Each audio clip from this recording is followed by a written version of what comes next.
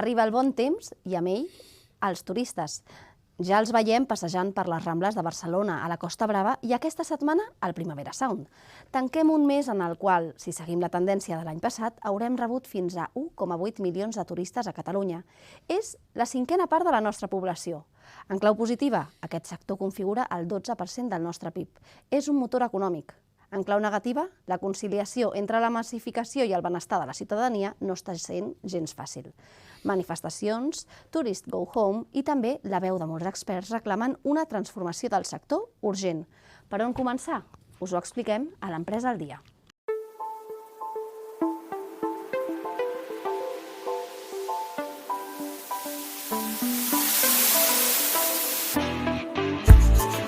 L'Empresa al dia, el podcast de Via Empresa.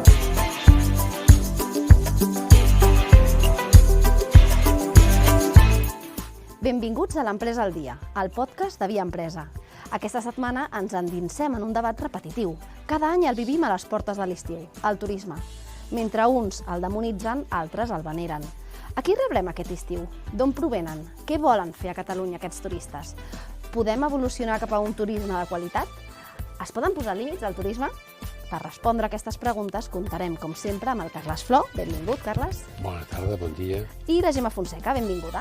Hola, Helena. Gemma, de què més parlarem? Doncs avui ens endinsarem en el capital humà, les formacions i l'abandonament escolar. I també explicarem un matí a la Fageda, un dels exemples paradigmàtics d'empresa social en una comarca única, la Garrotxa.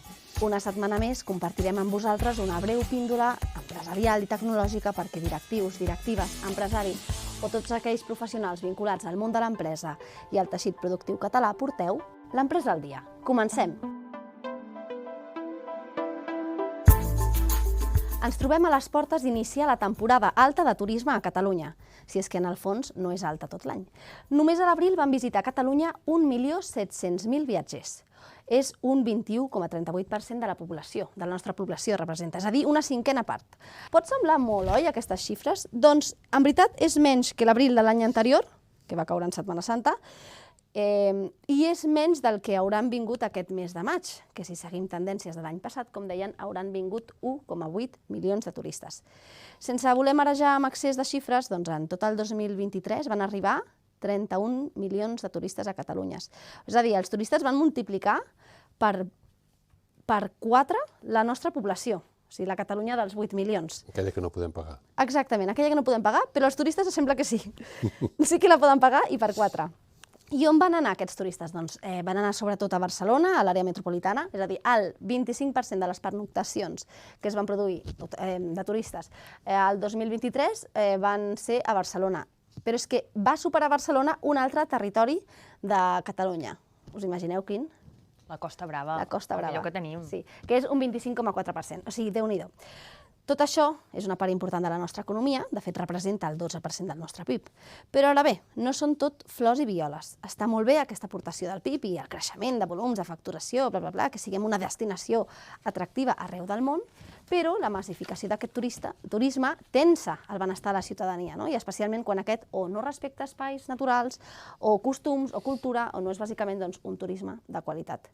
Recentment hem vist ja alguns casos alarmants de manifestacions. De fet, a Barcelona vam viure el del Parkway, amb la desfilada de Louis Vuitton, però hem tingut molts altres. Aquest matí escoltava per la ràdio que a Platja d'Aro han prohibit els comiats de solter amb música a determinades hores, amb vestits de segons quina mena, amb això. Vull dir que cada vegada anem segmentant una miqueta les coses. Una temàtica que hi estem anant a darrere, dels comiats de solter i l'economia que mou a Barcelona, que també... Ah, sí, estàs preparant un reportatge. Sí, que ja el tenim al radar. Aquest que expliques és un límit, no?, el de les hores, de música, tal, comiats de solter. És que, clar, és possible posar límits al nombre de turistes que venen a societats obertes com són la nostra, l'occidental? I aquesta és una bona pregunta, Helena, però és molt difícil de respondre. De fet, l'economista Enric Llarch, justament el dijous, va publicar una anàlisi que val molt la pena de llegir. Els antecedents que comentaves abans, no? 10.000 persones es manifestaven a Palma sota el lema "Volem viure a Mallorca sense haver de ser rics". Tot just també a les Canàries, que s'estan reivindicant, o fins i tot a Girona, que s'acaba de constituir l'Associació contra la Massificació Turística i que hi ha hagut alguns petits sabotatges a locals relacionats amb el lloguer de bicicletes. És que Girona, el centre de Girona, està ple de cartells de Tourist Go Home, però ple, hi ha molt de rebuig. també, o tu, Helena, que ets del barri de Gràcia, allò crec que és el lloc més complicat que hi pot haver, al costadet de Gràcia, un barri encara millor. I després, el que és molt interessant... El Ferró. Sí, que jo personalment no el coneixia, no?, el Ferró. Doncs què està proposant l'Enric Llarch o a què fa referència? Doncs, per exemple, un dels temes que havíem dit és la taxa turística. Va començar el 2010, a Catalunya anem amb molt retard, si ho comparem amb Europa, amb Nord-Amèrica, no? I al principi va haver-hi moltes queixes, però bàsicament no hi ha hagut cap problema, no? Simplement tothom s'hi ha adaptat i fins i tot el mateix Collboni, l'alcalde, ha proclamat que amb el recàrrec d'aquesta taxa es finançarà la implantació d'aire condicionat a les escoles de ciutat. Si em permets també lligar-ho amb el cas de Venècia, que ara, per exemple, qualsevol estranger ha de pagar 5 euros per poder entrar a Venècia. Però què passa? Que tothom ho acaba pagant, és com un parc temàtic. Això sí, atenció a la curiositat, si no ho pagues, les multes, a veure si sabeu de quan poden ser les multes.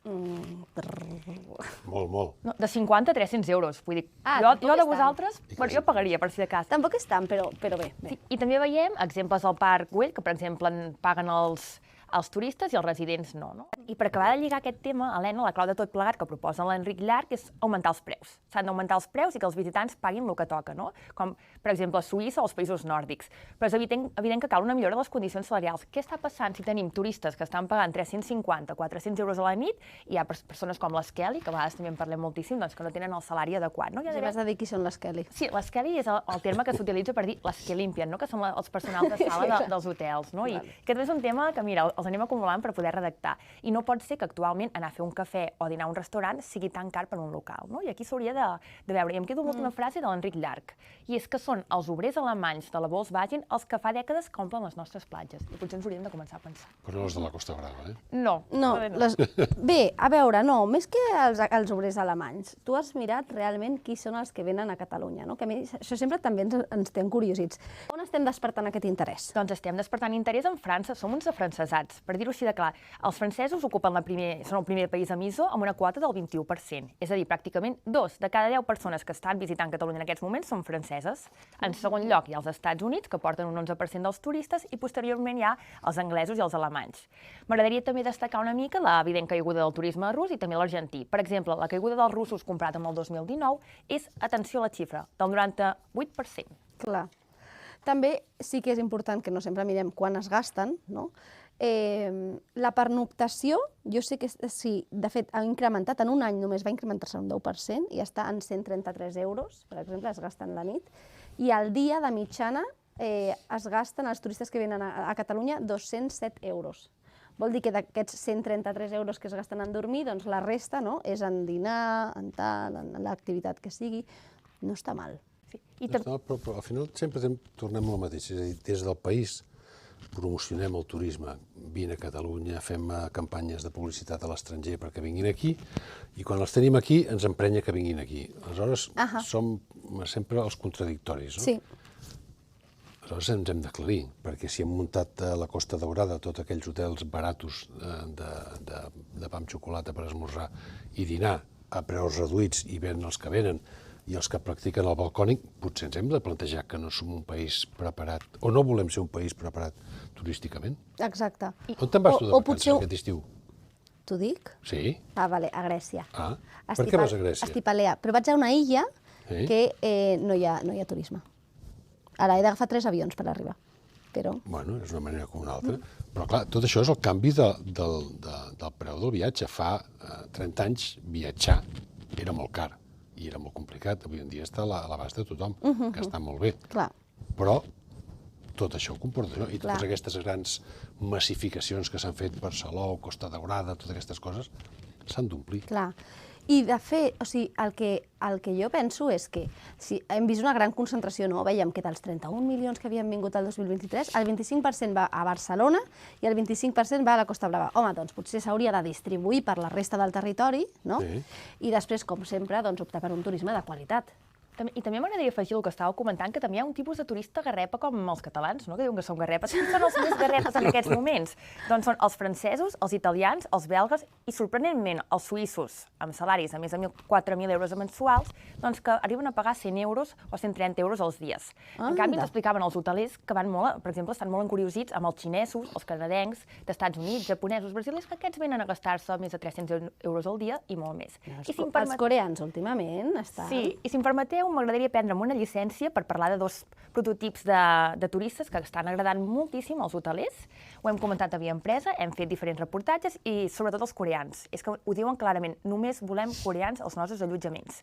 Per què? Doncs perquè està de moda... Del nord o del sud? No, mentre siguin del sud, de moment, no? És que Catalunya està de moda entre els coreans, el sector turístic s'ha marcat com a objectiu fidelitzar aquests visitants. Què us puc dir superràpid, Helena? Doncs que són uns visitants que odien el sol, la platja, l'alcohol, i se senten atrets per escenaris que apareixen a les sèries, a videoclips, estan enamorats de Montserrat, llavors també van en grup, no hi ha cap problema, i bàsicament podríem dir adeu turisme de low cost o de borratxera i benvingut turista coreà. I un últim apunt també amb els irlandesos, que també no n'hem parlat gaire, no, dels irlandesos, que hi va haver l'estiu passat realment un esplendor, no? Era la sorpresa de l'estiu. Estan enamorats en aquesta ocasió no de Barcelona i la Costa Brava, però sí de la Costa Daurada, no? Els irlandesos venen en massa gràcies a una bona connectivitat aèria, van molt per lliure, els encanta l'estil mediterrani, són molt tradicionals i bàsicament estan molt enamorats de venir aquí i que sorprenentment són contraposats amb els seus veïns anglesos. Anem a un altre tema. Deixem el sol, la platja, el turisme i el còctel que ens estem imaginant tots que prendrem aquest estiu. I anem a un altre tema vinculat amb una de les reflexions que vam escoltar en més d'una ocasió la setmana passada al Cercle d'Economia. Com molts experts apuntaven, inclòs el governador del Banc d'Espanya, Hernández de Cos, i el president de CaixaBank, José Ignacio Goiro-Golzarri, el capital humà i la formació d'aquest està molt relacionat amb la productivitat d'un territori, no? I malgrat que les nostres universitats i centres de negoci tenen molt de prestigi arreu del món, no? Sabem que IES, ESADE i EADA estan en el top 25 mundial, el nostre nivell escolar fa preocupar, no?, als experts. Catalunya i Espanya continuen estant molt per sobre de les xifres d'abandonament escolar de la mitjana europea. Catalunya està en un 14%, és la taxa d'abandonament escolar, Espanya en un 13,6%, a Europa és un 9,6%. I aquesta taxa, òbviament, s'incrementa especialment quan es tracta de col·lectius més vulnerables, joves d'origen migrant o famílies amb baix nivell d'estudis respecte a la resta d'estudiants. Aquestes xifres, a més, estan molt lluny encara de complir l'objectiu europeu, que en teoria el 2022 havíem d'estar per sota del 10% i el 2030 haurem d'arribar a estar per sota del 9%. De moment no hem arribat al del 2020 i esperem a veure si arribem al 2030. En clau positiva, però, s'ha de dir que aquesta taxa s'ha reduït molt, perquè el 2013 estava en el 24% a Catalunya. Ara està en un 14%. És a dir, que hem reduït un 10% aquesta taxa. Però preocupa perquè no arribem a la mitjana europea ni als objectius europeus i, en canvi, els nostres veïns sí que s'han posat les piles. Sí, però mira, escolta, crec que l'any passat, un catedràtic de la Universitat de la Complutense i de Granada va escriure una carta que, estimat alumne, t'estem enganyant. I en aquesta carta li deia, l'enganyem, perquè l'alumne el fas creure que està més ben preparat del que realment està. Les últimes lleis educatives han anat orientades a empènyer l'alumnat cap endavant amb independència que compleixin les expectatives o les competències que se suposa que han de tenir dels 14 als 17 anys. I arriben a la universitat, quan arriben a la universitat tenim dues opcions. Continuar mantenint el nivell de la universitat i la majoria suspendrien o baixar el nivell, que és el que hem fet. Aprovo alumnes el 23 que no aprovaria el 2015 i això és un engany. I deia una cosa que encara és més greu. El que més l'amoïnava era l'abandonament dels alumnes amb altes capacitats. Tenim a classe Ferraris que estan anant a la mateixa velocitat que un Seat Panda. I com que hi ha un clima generalitzat de tedi a classe, tampoc no volen destacar. Està de moda la mediocritat i la ignorància. I això és una cosa que es preocupa. Ell deia una frase, diu, quan són a classe, diu, te n'adones que no estan allà, són a Instagram. Diu, i el dia que estàs a una taula d'operacions i estàs en mans d'un metge que ha sigut alumne teu, comences a preocupar-te. Perquè dius, si aquell dia estava a Instagram o estava d'això. Que el problema el tenim a l'abandonament, el tenim en el nivell d'exigència de la universitat, que això és fruit també de tots els plans que es van canviant constantment i no hi ha una línia més o menys clara d'ensenyament. També és preocupant que sempre parlem de l'abandonament escolar, però del que serien els cursos obligatoris. Però és que el que també preocupa és dels cursos, o sigui, dels estudis no obligatoris. perquè també hi ha molts joves, clar, que estan abandonant els cursos no obligatoris, és a dir, que seria batxillerat, FP, universitat, no? I aquests joves estan destinats a tenir en el futur salaris més baixos, Però el pitjors problema ja el condicions. veus abans, el problema el veus a ESO. És a dir, tu en un institut veus la gent d'ESO i veus la gent de batxillerat i el nivell és totalment diferent. El d'ESO te n'adones de la gent que saps que no seguirà. I a batxillerat la gent va més per feina, dintre de les exigències que avui en dia es demanen. Vull dir que tot això es va veient al llarg del seu periple escolar.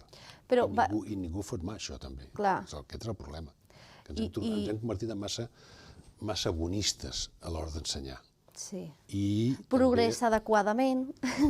Progressa adequadament, necessita fer un esforç una miqueta més gran, però realment ningú s'hi posa.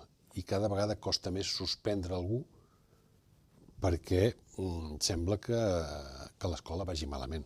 Sí, sí. I les escoles han de començar a plantejar que ells són els culpables de que la gent arribi com arriba a la universitat i de com es pren la universitat. I també, si em permeteu, el rol dels pares, no? Que s'ha perdut l'autoritat amb per els... descomptat, ja. Sí, que no, ha suspès el meu fill, per què? No? I, ostres, Déu-n'hi-do, no? Quan diuen ha suspès el meu fill, per què ho has fet? Sí, a més ja l'he portat a l'escola, que l'ensenyen allà, no tinc per què tabalar-me més. Totalment, el prestigi que ja ha comprat amb la professió a Finlàndia, no? Sí, i sembla que que estem parlant de capital humà, que estem parlant de professionals formats, i sembla que ens hàgim anat com a una etapa molt inicial, no? Que és l'educació a les escoles i als instituts, però és que és important mirar l'origen. És la bàsica en una Exacte. societat. Si això no funciona, no funcionarà res.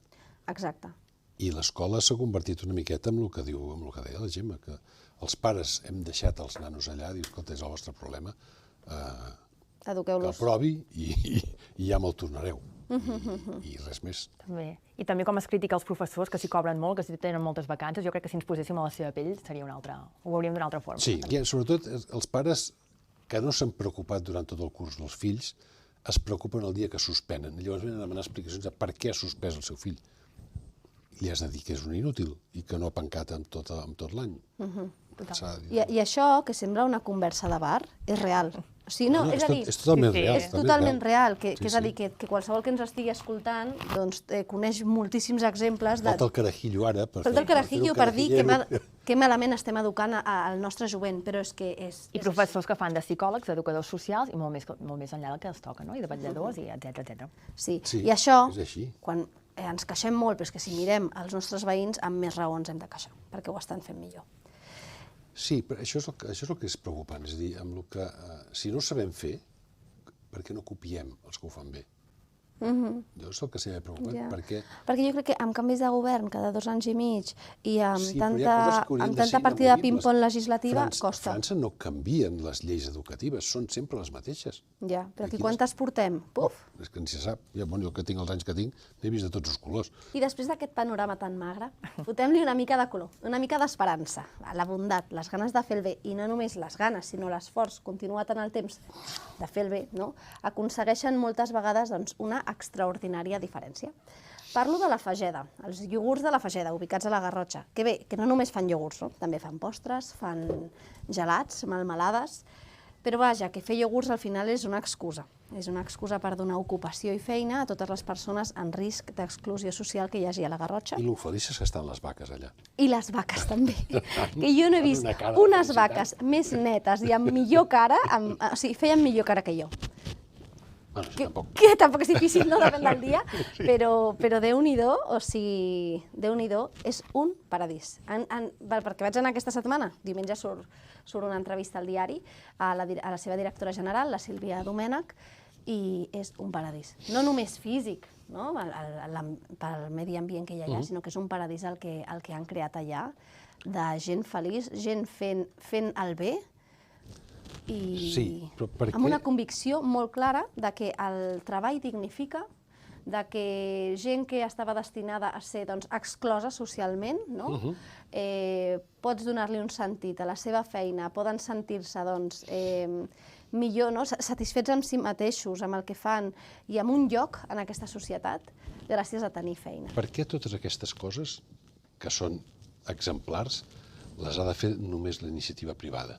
Fa un any vaig anar a visitar la Fageda amb l'antic director de comunicació, l'Albert Riera, m'ho va ensenyar tot allò. I realment és admirable, però el que a mi em preocupa és que aquestes coses només surten de la iniciativa privada, no de la pública. No és del tot cert. Qui ho ha fet, això? Mira, és veritat, públicament s'ha fet de manera privada, però ha comptat sempre amb la col·laboració pública, clar, perquè només faltaria. ells, a més, quan t'expliquen la història, reconeixen i agraeixen tot l'esforç públic. Contínuament en la seva història hi ha una col·laboració pública o privada, perquè si no és molt difícil. Però l'iniciativa és privada. La iniciativa és privada. Molt bé. Això ho llegirem dilluns, diumenge? Sí, mira, dissabte potser publico un article d'opinió explicant cosetes que no sortiran a l'entrevista i ja el diumenge, l'entrevista. I us hem avançat una mica que hi haurà aquest cap de setmana al diari, però que també qui us farà un avançament del que passarà la setmana vinent és el Carlos Rojas. Com cada setmana ens avança els esdeveniments empresarials més interessants de la setmana, que serà doncs, la primera setmana de juny. Carlos, què ens portes avui? Hola, Helena. Doncs la setmana vinent estrenem més i ho fem amb molt moviment al Col·legi d'Economistes de Catalunya. Un total de 3 jornades a destacar. La primera, dilluns a 2:15 de la tarda, amb una conferència anomenada L'emprenedoria, situació actual i reptes de futur. La jornada servirà per fer una valoració sobre el moment que viu l'emprenedoria i les expectatives que cal esperar a casa nostra. I la segona serà dimarts, en aquest cas pràcticament tot el dia, ja que se celebrarà el segon Congrés Català de Sostenibilitat. L'esdeveniment serà al Campus WOC i tractarà temàtiques relacionades amb la sostenibilitat, com ara l'economia circular, l'actualització de la normativa vigent o com evitar el greenwashing, entre altres coses. Dues propostes molt interessants. Ens falta una tercera, oi? Que m'has dit que tenies 3? Exactament. Per tancar la setmana serà divendres de 2:15 del matí a 2:45 del migdia a les mateixes instal·lacions del Col·legi d'Economistes de Catalunya. Se celebrarà la segona jornada laboral, l'economista i el dret al treball, un esdeveniment que tractarà temàtiques com la incapacitat temporal i nul·litat de l'acomiadament, el nou marc de l'acomiadament col·lectiu i la invalidesa permanent i extinció del contracte de treball. I tenim també un esdeveniment molt important a Catalunya que engloba tot el sector logístic. Un mes i molt important, com deies, la setmana vinent acollirem la 24a edició del Saló Internacional de la Logística, el SIL, que tindrà lloc del 5 al 7 de juny al Consorci de la Zona Franca. És la fira líder de la logística, transport, intralogística i supply chain del sud d'Europa. Allà hi serem, de fet. I acabem aquesta setmana, gràcies, Carlos, com sempre, amb filosofia. L'Ariadna Romans viatja al passat, en aquesta ocasió, a l'època universitària, per portar-nos una mica de filosofia per acabar la setmana i, sobretot, per pensar en futur, amb una mirada llarga. Hola, Ariadna. Hola, Helena. Doncs avui vinc amb un record que em fa molta gràcia, un record que em ressona molt a dins, i és unes samarretes que teníem a la universitat, a una organització que tractava temes d'economia, que recollien una frase de Keynes, un gran economista, que deia que en el llarg termini estem tots morts, no? I sempre ens feia molta gràcia aquesta frase, també una mica pel banderisme aquest de l'existencialisme que tots ens agafa durant les èpoques universitàries, però crec que és molt important que qualsevol persona que comença un projecte empresarial, que forma part d'una empresa, que té algun càrrec estratègic en el sector de l'economia i el sector de l'emprenedoria, ha de tenir en compte que al llarg termini no hi serem nosaltres, però sí que hi haurà coses. I al final, una empresa sí que s'ha de centrar molt en el dia a dia, però també ha de mirar en què contribuirà, o almenys en quin bàndol es posicionarà de cara al llarg termini, no? I sobretot de cara a les empreses familiars o aquelles empreses de major trajectòria temporal, crec que és important entendre que potser en el llarg termini estarem morts, però que sí que quedaran algunes coses a dir o algunes coses fetes d'allò, aquella feina que s'hagi fet bé, no? Aleshores volia acabar amb aquesta reflexió i bé, deixar que els oients facin la resta de la feina. Moltes gràcies, Helena. M'has deixat amb la moral per terra ja. Perquè del llarg termini ja no sé com, ja no existeix per mi, però està molt bé. Home, està molt bé, o sigui, ens posem molt existencialistes, no?, amb aquesta reflexió, però està molt bé, perquè morirem tots, això se sap, i no sabem quan, si és llarg termini o curt termini. El que no morirà potser és el nostre llegat.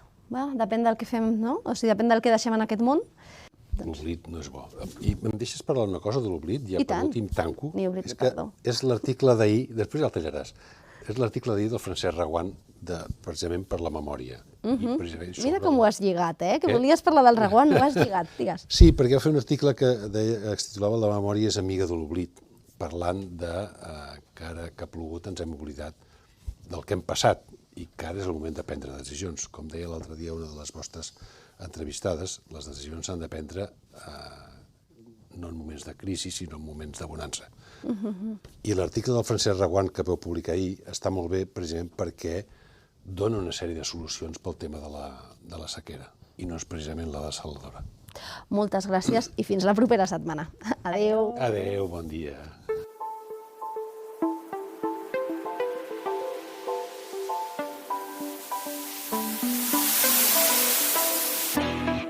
L'Empresa al dia, el podcast de Via Empresa.